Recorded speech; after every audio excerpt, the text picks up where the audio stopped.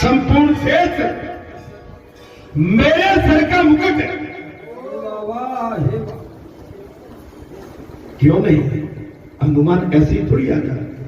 महाराज, रावण को मानना है, रावण तभी मरेगा जब राम की मर्यादा का पालन किया जाएगा तब। और ये कथा में दादी कितने दिन से कहता चला रहा हूं, मर्यादा, अगर मर्यादा नहीं है तो कुछ भी नहीं है। बड़ों का सम्मान नहीं, संतों का सम्मान नहीं, भक्तों का सम्मान नहीं, बड़े बूढ़े का, महापुरुषों का सम्मान नहीं, माता पिता का सम्मान नहीं, गौ का, सनातन का सम्मान नहीं, खींचातानी। अरे ये मानव शरीर आज तो मिला है, आज तुम चाहे जितनी राजसी वृत्ति की बात कर लो, कल तुमको ये जवान मुझे शरीर मिलने वाला नहीं। तुम आज इसका दुरुपयोग कर रहे हो, यही तुम्हें महंगा पड़ेगा। आने वाले कल में तुम्हें महंगा पड़ेगा। तुम कितना भी कुछ खाओ, कितना भी सिखाओ, कितनी भी गेंद में टेढ़ा मारो, अगर गेंद पक्की होगी तो सही ठिकाने लगेगी। धर्म रूपी गेंद होगी, वो कांगरेगी महाराज ठिकाने पे। मैं कथा को इसलिए कह रहा हूं, इस रावण को मारना है। भगवान सुखदेव ने कहा, राजन, अगर इस अंदर बैठे हुए रावण को मारना है, रावण तभी मरेगा जब राम की मर्यादा का पालन किया। भगवान राम ने इतिहास ऐसे नहीं लिखा, मर्यादा की जो सीमा ऐसे नहीं बनाई। रामचरितमानस में अपने चरित्र का चित्रण बाबा तुलसी के माध्यम से ऐसे लिपिबद्ध नहीं करा। संसार काल है, इसको जो भी सुन लेता है उसके अंदर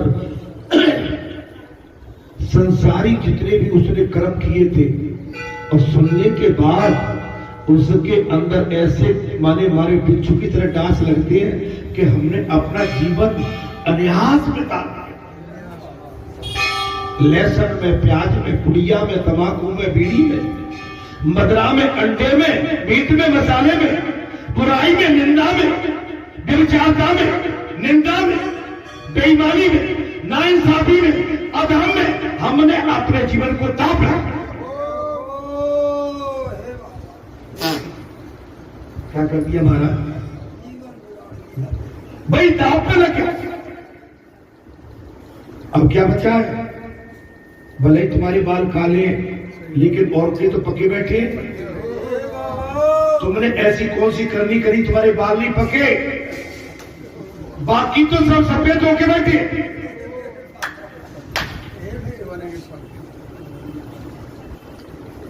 जब भौं के बाल पकने लगे तो समझ लेना बुढ़ापा नजदीक है। अब भले ही कोई काले वाले करके आ जाए, वो बात अलग है, वो बात अलग है। चाहे जिस समुदाय में विश्वास हो, किंतु जब तक रामचंद्र जी की मर्यादा का पालन नहीं करोगे तब तक आनंद नहीं मिलेगा। आप किसी भी पंथ में चले जाओ, संत बन जाओ, भगत बन जाओ, साधु बन जाओ, दादा बन जाओ, दादी बन जाओ, अम्मा बन जाओ, काका काकी कुछ भी बन जाओ, बहन बेटी कुछ भी बन जाओ, लेकिन मर्यादा सबसे पहले। कथा के लिए आरंभ में रामचंद्र जी के चरित्र का वर्णन, फिर 10वें स्कंद में कथा आएगी भागवती कथा के वक्ता और श्रोता को राम की मर्यादा का पालन करना चाहिए।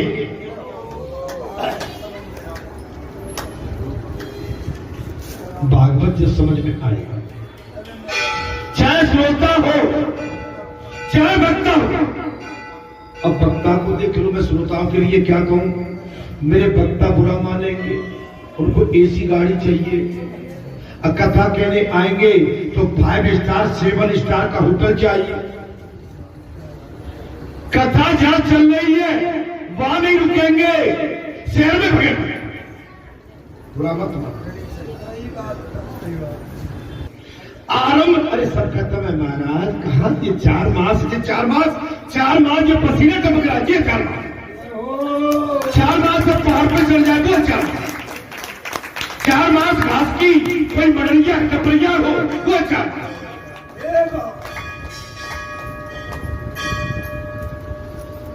सवेरे से पसीना में घायल है महाराज। आरंभ में रामचंद्र जी के लिए क्या सुख सुविधाएं नहीं थी, लेकिन 14 वर्ष का वनवास उन्होंने एक सन्यासी की तरह था। जटा जी भगवा भेष करके पैरों में जूती तक, क्या बात करती है तुम महाराज। अरे ये 4 चांद तुम्हारे पूर्व के हमारे तुम्हारे कर्म अच्छे थे, ये मौका मिल गया, इसका दुरुपयोग करोगे फिर गिरते भी करोगे, गिरने में देर नहीं लगी। अगर लक्ष्मी आए और लक्ष्मी तुम्हारी नजर की चकाचौंध और तुम्हारी कहीं इधर आकर फेर दे तो समझ लेना गड़बड़ है। लक्ष्मी को बचाना हर जीव के बस की बात। कुछ में जाता अरे लक्ष्मी ठगनी होती है, बना के भी चली जाती है, जैसे आती है वैसे चली जाती है। हे संतो महात्मा, आरंभ में रामचंद्र जी के चरित्र का वर्णन किया है, फिर 10वें स्कंद में कथा आएगी। भागवत की कथा के वक्ता और श्रोता को राम की मर्यादा का पालन करना चाहिए। मैंने ये कथा इसलिए जोर से की,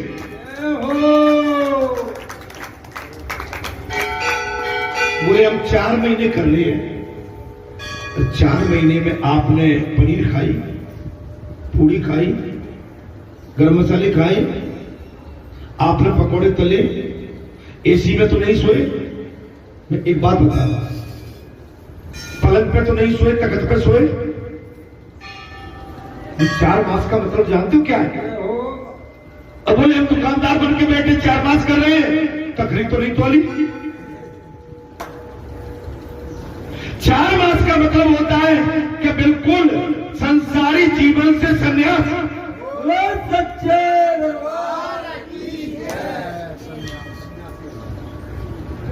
पुजारी आप कुछ तो कहिए।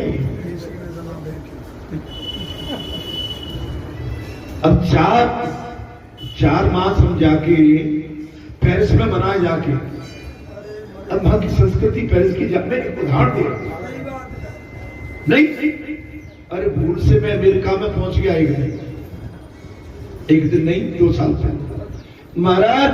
मैं आंखों में अपने में वो काली पट्टी बांध लेता,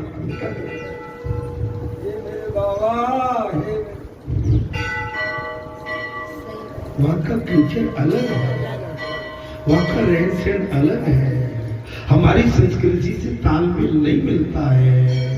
हमें ऐसी जगह पे नहीं, हमारे भारत देश में कथा कहने के लिए, कथा सुनने के लिए क्या स्थान कम है क्या? हमारा भारत देश संस्कृति से भरा पड़ा।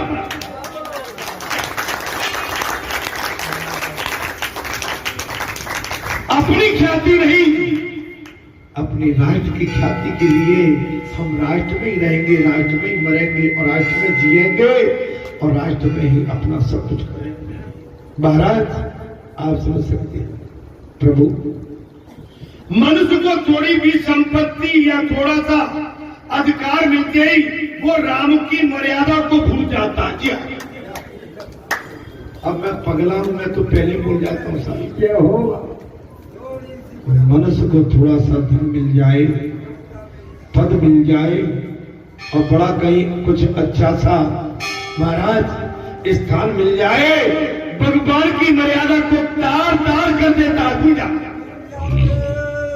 राम के आए बिना कृष्ण भी नहीं आते हैं, राम के आए बगैर कृष्ण नहीं आते। भगवान सुखदेव कह रहे राजन, रामचंद्र जी की उत्तम सेवा यही है कि उनकी मर्यादा का पालन किया जाए। ये माला डाल लो, ये घंटी डाल लो, कोई मतलब नहीं है, ओनली मर्यादा।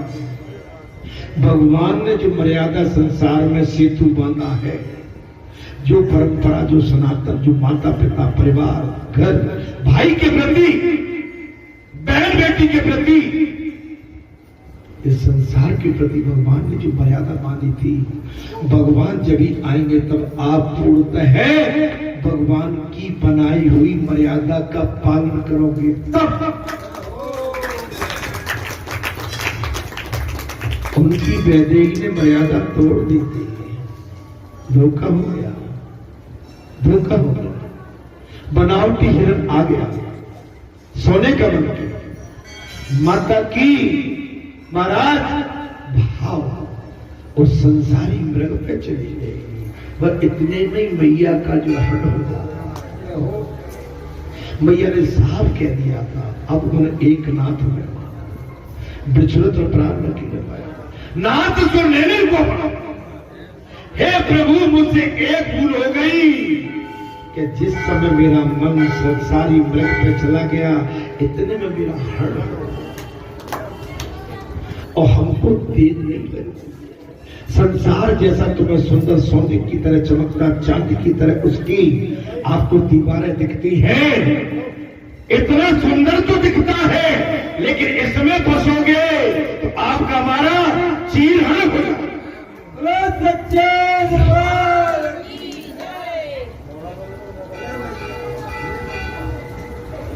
अब ये कथा आई है भगवान की, भी अपनी कथा कह रही है भाई। हाँ, आए जरूर है, लेकिन कथा संसार के लिए बैठी, यही तो बात। राम के आए बिना कृष्ण भी नहीं आते। रामचंद्र को उत्तम सेवा यही है कि उनकी मर्यादा का पालन किया जाए। मर्यादा बहुत बड़ी। मैंने कई बार कहा है, माता हमारी कभी एक हाथ पे से तो हमेशा अपना कपड़ा सर पे डाल के रखती है। अपनी कथा में आज तक मैंने देखा है कोई भी माता अपने सर पर कपड़ा हमेशा डाल के रखती। बालाजी धाम ग्राम मरेठा में ये बहुत बड़ी मर्यादा है। हमारी माता है संपूर्ण मर्यादा, हमारे भाई की मर्यादा। मैं माताओं से क्यों कहूं, मैं भाइयों से भी कहूंगा, पुरुषों से भी मर्यादा में रखना चाहता। हम केवल माताओं के ऊपर ले जाते हैं बात, हम पुरुषों का कर्तव्य बनता है हमको भी अपनी मर्यादा में रहना चाहिए।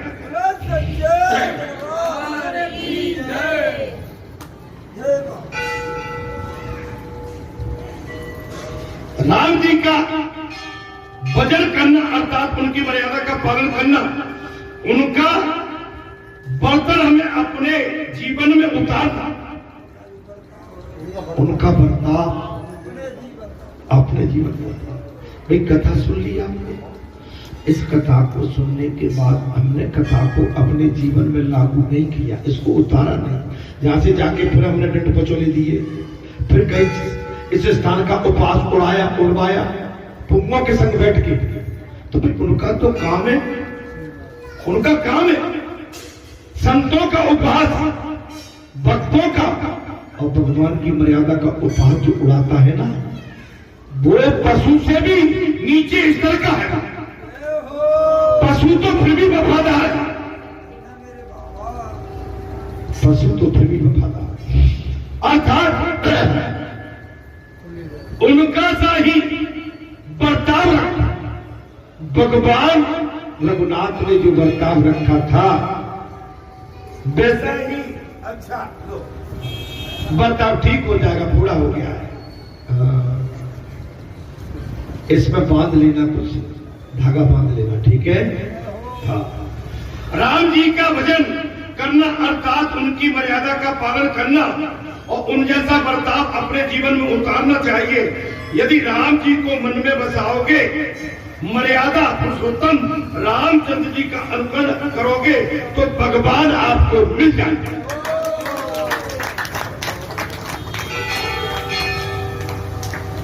भगवान का भजन करोगे तो यहां से जाने के बाद आप भूल जाते हो, सब अपने अपने संसारी कामों में व्यस्त जाता है।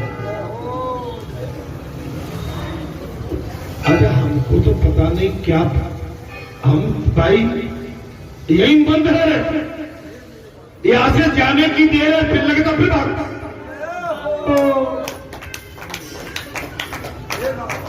ऐसा नहीं जब कोई भजन भी नहीं करती है, बस अब बैठे बैठे ही आनंद आता।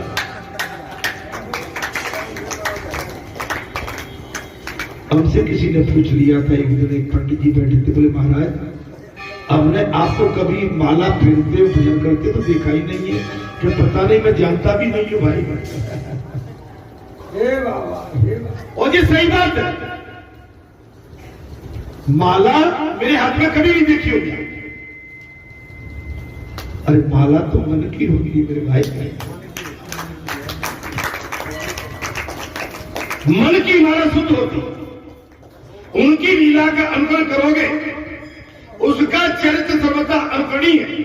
भगवान श्री कृष्ण की सभी लीलाओं का अनुकरण करना चाहिए। उनका चरित्र महाराज चिंतनीय है। भगवान श्री कृष्ण की लीला चिंतन करने के लिए और चिंतन करके तन में होने के लिए भगवान श्री कृष्ण का चिंतन करके, और उन्होंने जो आके द्वापर में लीला की है, कहां पर? वृंदावन में, महाराज गोकुल में, और ब्रज में जो लीला की है, आप उनका अनुकरण कीजिए, चिंतन कीजिए। भगवान राम का अनुकरण है, ठीक है, और भगवान श्री कृष्ण का चिंतन है। अनुकरण माने भगवान श्री राम को याद करिए और मर्यादा का पालन कीजिए, और भगवान श्री कृष्ण का चिंतन करिए, लीलाओं के ऊपर विचार करिए। श्री कृष्ण की लीला चिंतन करने के लिए, चिंतन करके तन में होने के लिए रामचंद्र जी जो किया था वही करना है। हमें रामचंद्र जी ने जो किया मर्यादा बात वो करना है, किंतु श्री कृष्ण ने जो किया है ये करना है। राम पूर्ण पुरुषोत्तम होने पर भी महाराज, राम पूर्ण पुरुषोत्तम होने पर भी मनुष्य को आदर्श दिखाते हैं।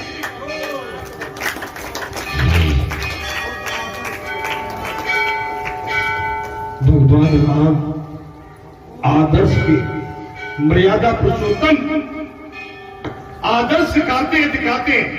रामचंद्र जी का मात्र प्रेम, पितृ प्रेम, बंधु प्रेम, एक पत्नी प्रेम आदि सब कुछ जीवन में उतारने योग्य है। सुनिए भैया, कुछ करने कपड़े लगाया करो, हमारा बजट बढ़ता है। मैं सुबह में कहा क्या कहा था, इसमें भी गड्ढा हो जाता।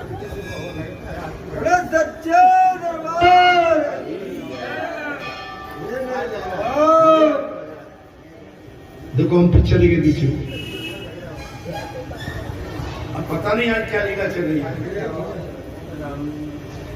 हमने प्रातः काल कहा था जरा कपड़े तगड़े लगाया करो, हमारा भजन आप ही आप बनने लगता है। यहाँ पर बैठे रामचंद्र जी का प्रेम कैसा था? रामचंद्र का मातृ प्रेम, माता से प्रेम, पिता से प्रेम, बंधु प्रेम भाइयों से, और पत्नी प्रेम आदि सब कुछ जीवन में उतारने योग्य है। रामायण के सभी पात्र आदर्श हैं।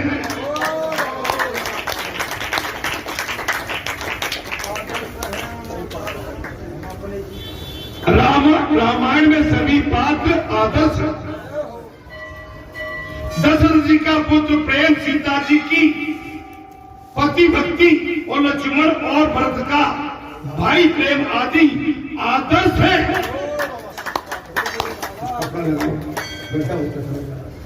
ये मेरे बाबा आदर्श है।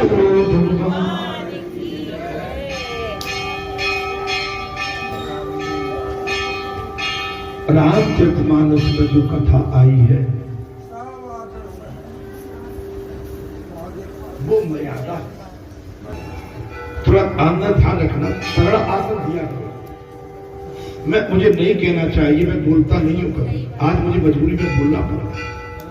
मैं दो चीज बता देता हूं, जब हम मंदिर से निकलते हमारी गति अपने आप बढ़ जाती है, और जब हम बैठते तो हमारा वेट अपने आप बढ़ने लगता है।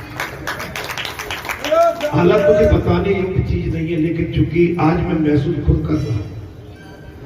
बोलो सच्चिदानंद भगवान। हे संतो महात्माओं, मैं कहा चल रहा था महाराज, और एक चीज ध्यान रखना, किसी के बिछाए हुए वस्त्र मत रखना, और किसी का तो नहीं भी। और आज एक बात और हम बोले देते हैं, हम किसी भी स्थान पर जाते हैं, भाग्यवश वैसे तो आसन मिल ही जाता है, लेकिन अब हम कहीं भी कथा में जाएं, किसी अन्य स्थान में जाएं, हमारा आसन जहां से लेके चला है।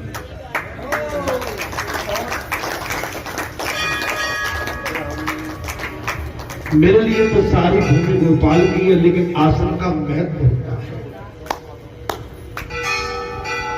आपको ध्यान हो, रावण के जब महल में हनुमान घुस गया था तो रावण ने आसन तो नहीं दिया था, और हनुमान ने अपनी पूंछ का आसन बनाकर सोया। आज मैं बहुत गहरा भेद बता रहा हूं, हनुमान को जब तक आप आसन नहीं दोगे वो आनंद तुम्हें प्राप्त नहीं कर रहे। जब तुमसे हमसे कहीं ना कहीं त्रुटि हो रही है, मैं अब तुम्हें क्या सिखाऊं, आप कुछ सीख नहीं पा रहे हैं। आसन का बहुत बड़ा महत्व होता है, पात्र का बहुत बड़ा महत्व होता है, वस्त्र का बहुत बड़ा महत्व होता है, और स्थान का बहुत बड़ा महत्व होता है, शयन कक्ष का बहुत बड़ा महत्व होता है, खान पीन का, रसोई का बहुत बड़ा महत्व होता है। 7 हाथ का भोजन ये आपको कभी पवित्र नहीं कर सकता, और 1 हाथ का रसोईया का भोजन आपको पवित्र। संतो बातों में कथा में लौटाता हूं, मैं भी कहा चला।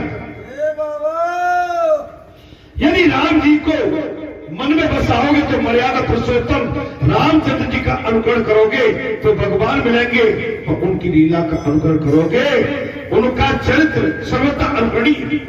रामचंद्र जी का मात्र प्रेम देखा आपने, श्री कृष्ण रामचंद्र जी का मात्र प्रेम, पिता प्रेम, भाई प्रेम, एक पत्नी प्रेम आदि सब कुछ भगवान राम ने जो बनाया था, आप भी सभी अपने जीवन में उतारे। जो भाई से घृणा करता, जो भाई से द्वेष रखता, जो भाई की निंदा करता, जो अपने भाई को छोटा करने की कोशिश करता, आप समझ लो, इसके लिए कोई स्थान नहीं देगा, वो स्वतः परेशान है।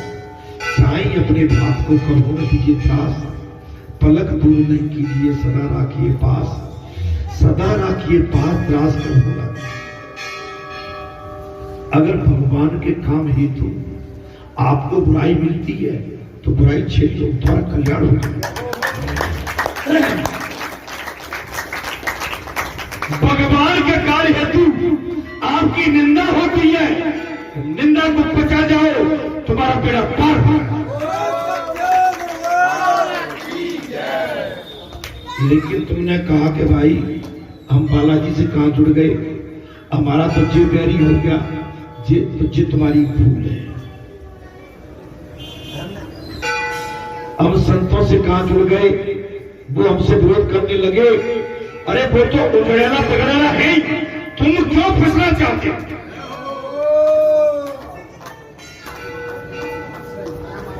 मैं कुछ गलत बोल जाता हूं। एक पड़ोसी कहे कि भाई मुझसे तो कौन से जा कुछ नहीं था, मैं तो बालाजी पे आने लगा, इसलिए मेरा अंदर विरोध होने लगा। अरे बालाजी के पास आने में तुम्हारा विरोध होता है, विरोध को बचा जाओ, तुम्हारा कल्याण हो जाएगा।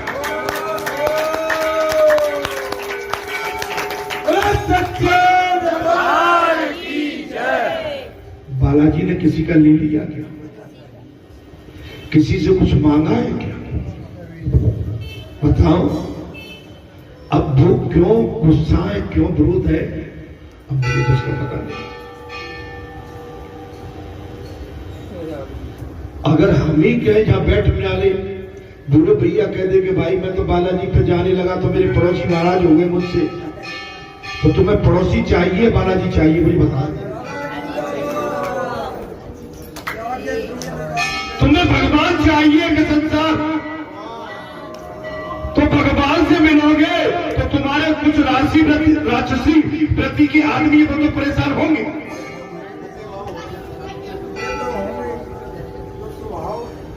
पुजारी जी इतना कह तो दो।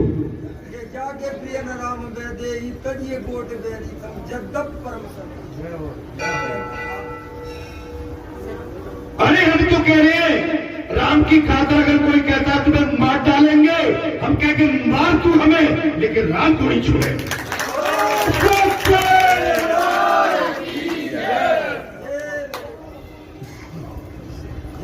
जैसे राजा बलि ने कह दिया महाराज किससे? शुक्राचार्य गुरु थे राक्षसों साहब कह दिया, बोले राम आ गए, भगवान आ गए, मैं अब इनसे बाजी पलटता हूं, तुम्हारा तो वैसे भी जाओ, वैसे भी लगे। तो जब तक आपके इरादे बुलंद नहीं होंगे भगवान की प्राप्ति नहीं कर सकते। रामचंद्र जी 14 वर्ष वनवास को नहीं जाते, अपने माता पिता की बात को मान के रह जाते, उनकी धर्म पत्नी माता जानकी हमारी सबकी मां, उनके साथ पतित्व भाव उनकी सेवा के लिए नहीं जाती तो आज सती सावित्री नहीं कहलाती। उनके छोटे अनुज लक्ष्मण उनकी सेवा के लिए नहीं जाते तो आज लक्ष्मण नहीं कहलाते।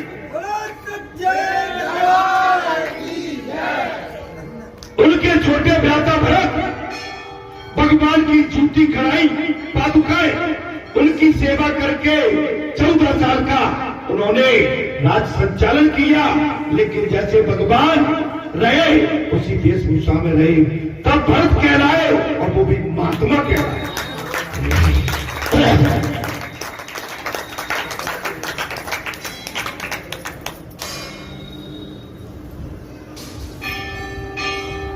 भगवान के कारण अगर हम इन दुष्टों से डर जाए, अरे भगवान ने मर्यादा बना। श्री कृष्ण को महाराज, श्री कृष्ण जो करते हैं वो सब कुछ करना हमारे लिए अशक्य, वो नहीं कर सकते, वो मर्यादा। भगवान श्री कृष्ण ने जो लीला की है वो हम नहीं कर सकते। उन्होंने तो कालिया नाग को भी बस में कर लिया था।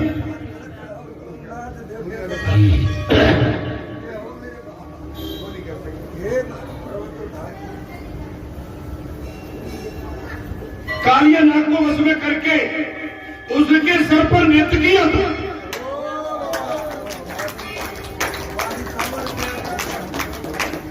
क्या आप सर पर नाच सकते हो? क्या नृत्य करते हो? गोवर्धन पर्वत को भी अपनी उंगली पे उठा लिया।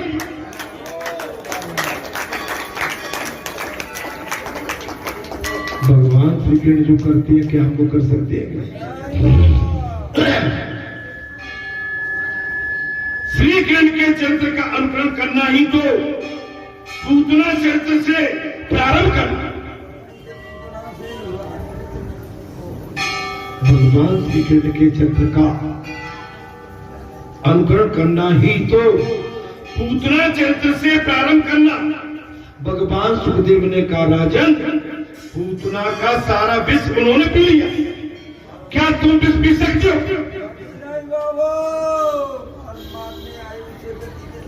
मारने आई,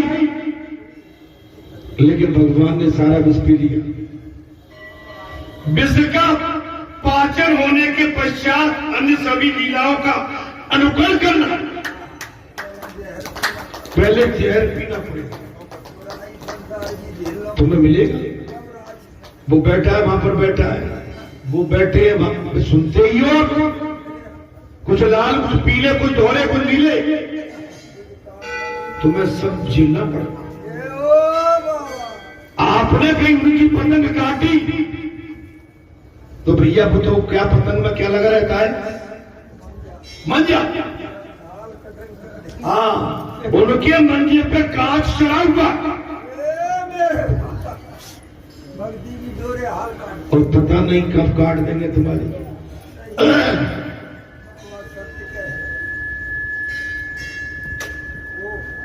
रामचंद्र जी ने अपना ऐश्वर्य दिखाया था और मनुष्य के जीवन का नाटक भगवान श्री रघुनाथ ने मानव जीवन का ऐश्वर्य दिखाया था और नाटक किया। महाराज, साधक का वर्ण कैसे होना चाहिए वो रामचंद्र जी ने बताया। साधक का वर्णन, बर्ताव, साधक का बर्ताव कैसा होना चाहिए वो रामचंद्र जी ने बताया। रामचंद्र जैसा होना चाहिए सिद्ध पुरुष का बर्ताव श्री कृष्ण जैसा हो सकता है। और जो सिद्ध है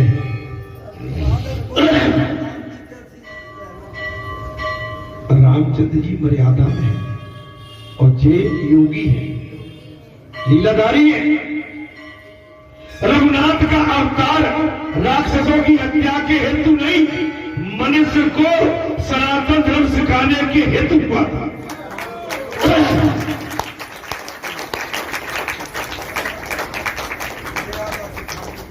जैसे आपने कथा तो बहुत सुनी होगी, भागवती कथा सुनी होगी, कितनी विस्तार से कथा सुनी होगी।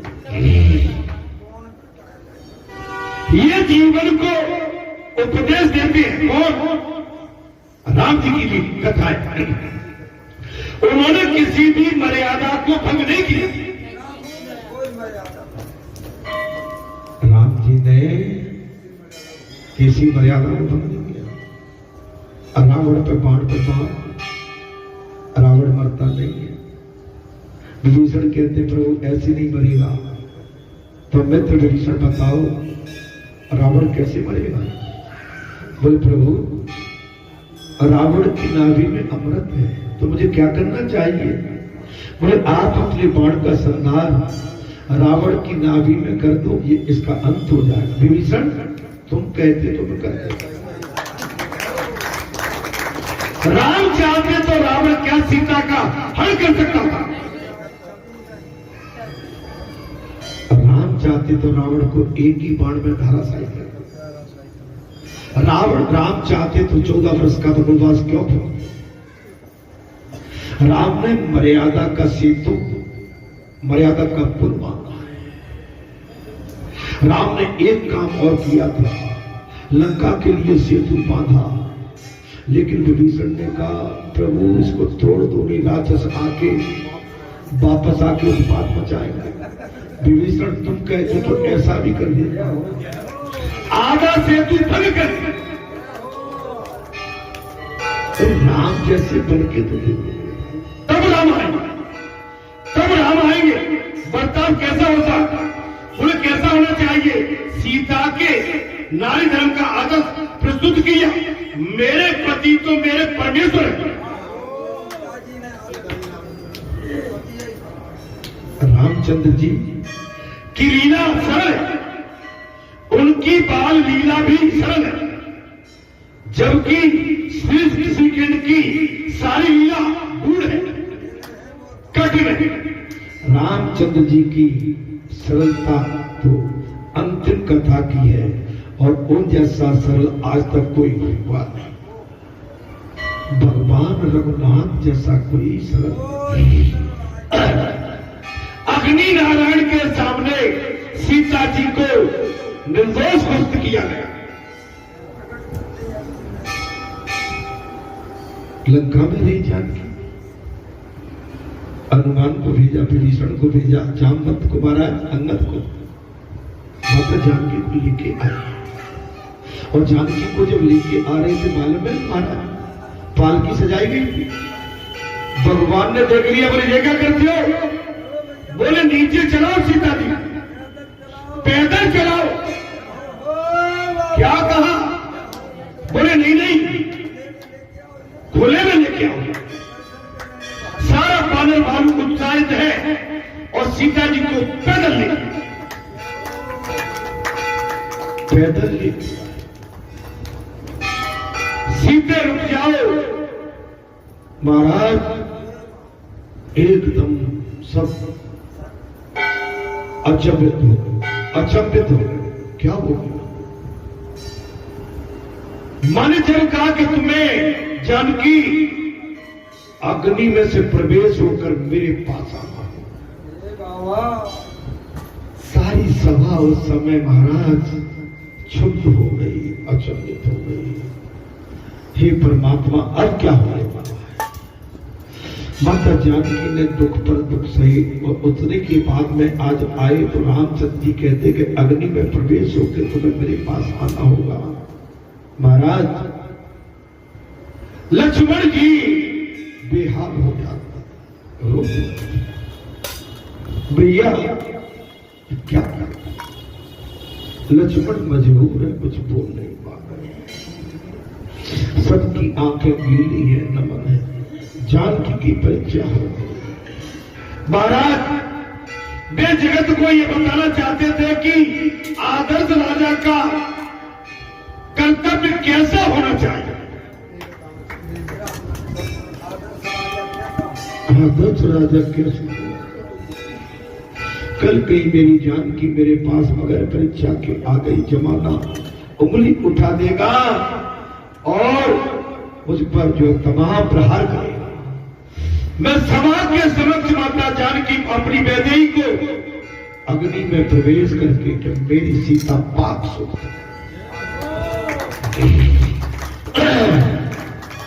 और कैसा होना चाहिए? सीता ने नारी धर्म का आदर प्रस्तुत किया। मेरे पति ही मेरे लिए परमेश्वर। माताओं, आप जिस पति की मांग अपने सर में मांग भरती है, ये आपके सनातन का आपके पति की दीर्घ आयु का श्रृंगार है, श्रृंगार है। हे माताओं, हर पत्नी के लिए उसका पति ही परमात्मा है। बगैर पति के वो पत्नी आधारहीन हो जाती है।